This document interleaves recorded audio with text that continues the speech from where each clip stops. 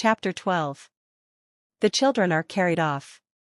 The pirate attack had been a complete surprise, a sure proof that the unscrupulous Hook had conducted it improperly, for to surprise redskins fairly is beyond the wit of the white man. By all the unwritten laws of savage warfare it is always the redskin who attacks, and with the wheeliness of his race he does it just before the dawn, at which time he knows the courage of the whites to be at its lowest ebb. The white men have in the meantime made a rude stockade on the summit of yonder undulating ground, at the foot of which a stream runs, for it is destruction to be too far from water. There they await the onslaught, the inexperienced ones clutching their revolvers and treading on twigs, but the old hands sleeping tranquilly until just before the dawn. Through the long black night the savage scouts wriggle, snake-like, among the grass without stirring a blade. The brushwood closes behind them, as silently as sand into which a mole has dived. Not a sound is to be heard, save when they give vent to a wonderful imitation of the lonely call of the coyote. The cry is answered by other braves, and some of them do it even better than the coyotes, who are not very good at it. So the chill hours wear on, and the long suspense is horribly trying to the paleface who has to live through it for the first time. But to the trained hand those ghastly calls and still ghastlier silences are but an intimation of how the night is marching. That this was the usual procedure was so well known to Hook that in disregarding it he cannot be excused on the plea of ignorance. The pickaninnies, on their part, trusted implicitly to his honor, and their whole action of the night stands out in marked contrast to his. They left nothing undone that was consistent with the reputation of their tribe. With that alertness of the senses which is at once the marvel and despair of civilized peoples, they knew that the pirates were on the island from the moment one of them trod on a dry stick, and in an incredibly short space of time the coyote cries began.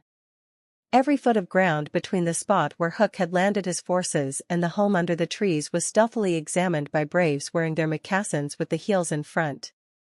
They found only one hillock with a stream at its base, so that Hook had no choice. Here he must establish himself and wait for just before the dawn. Everything being thus mapped out with almost diabolical cunning, the main body of the redskins folded their blankets around them, and in the phlegmatic manner that is to them, the pearl of manhood squatted above the children's home, awaiting the cold moment when they should deal pale death. Here dreaming, though wide awake, of the exquisite tortures to which they were to put him at break of day, those confiding savages were found by the treacherous Hook. From the accounts afterwards supplied by such of the scouts as escaped the carnage, he does not seem even to have paused at the rising ground, though it is certain that in that grey light he must have seen it. No thought of waiting to be attacked appears from first to last to have visited his subtle mind. He would not even hold off till the night was nearly spent, on he pounded with no policy but to fall to.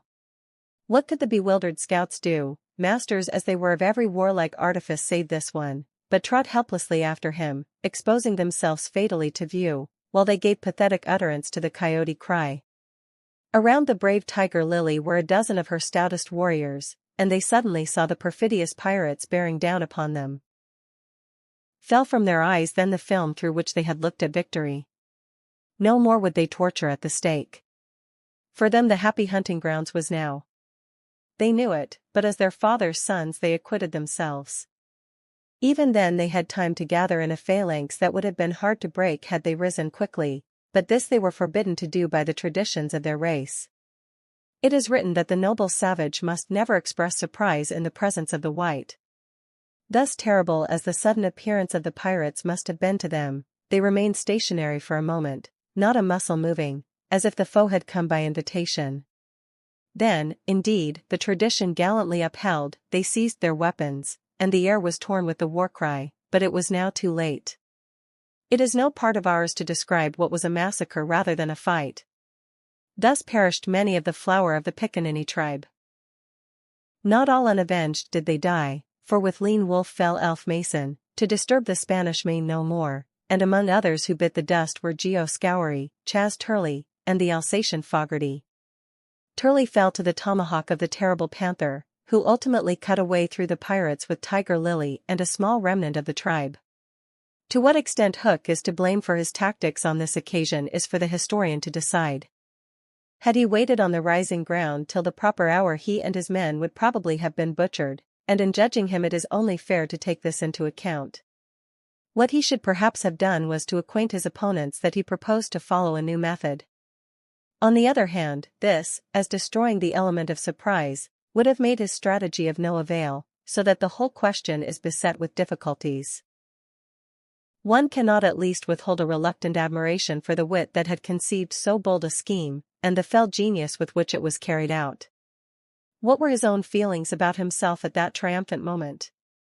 Fain would his dogs have known, as breathing heavily and wiping their cutlasses, they gathered at a discreet distance from his hook, and squinted through their ferret eyes at this extraordinary man. Elation must have been in his heart, but his face did not reflect it. Ever a dark and solitary enigma, he stood aloof from his followers in spirit as in substance. The night's work was not yet over, for it was not the redskins he had come out to destroy, they were but the bees to be smoked, so that he should get at the honey. It was Pan he wanted, Pan and Wendy and their band, but chiefly Pan. Peter was such a small boy that one tends to wonder at the man's hatred of him. True, he had flung Hook's arm to the crocodile, but even this and the increased insecurity of life to which it led, owing to the crocodile's pertinacity, hardly account for a vindictiveness so relentless and malignant. The truth is that there was a something about Peter which goaded the pirate captain to frenzy. It was not his courage, it was not his engaging appearance, it was not. There is no beating about the bush, for we know quite well what it was, and have got to tell. It was Peter's cockiness. This had got on Hook's nerves, it made his iron claw twitch, and at night it disturbed him like an insect. While Peter lived, the tortured man felt that he was a lion in a cage into which a sparrow had come. The question now was how to get down the trees, or how to get his dogs down. He ran his greedy eyes over them, searching for the thinnest ones. They wriggled uncomfortably, for they knew he would not scruple to ram them down with poles. In the meantime, what of the boys? We have seen them at the first clang of the weapons, turned as it were into stone figures, open-mouthed, all appealing with outstretched arms to Peter, and we return to them as their mouths close, and their arms fall to their sides. The pandemonium above has ceased almost as suddenly as it arose, passed like a fierce gust of wind, but they know that in the passing it has determined their fate. Which side had won? The pirates, listening avidly at the mouths of the trees, heard the question put by every boy, and alas, they also heard Peter's answer. If the redskins have won, he said, they will beat the tom-tom, it is always their sign of victory.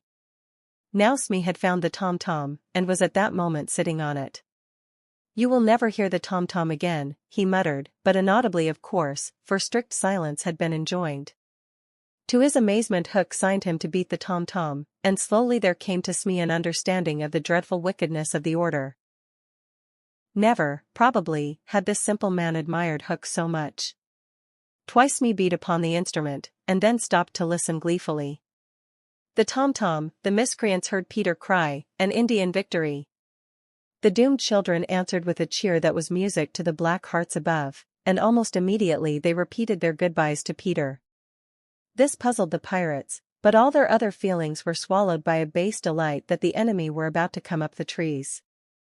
They smirked at each other and rubbed their hands. Rapidly and silently Hook gave his orders, one man to each tree, and the others to arrange themselves in a line 2 yards apart.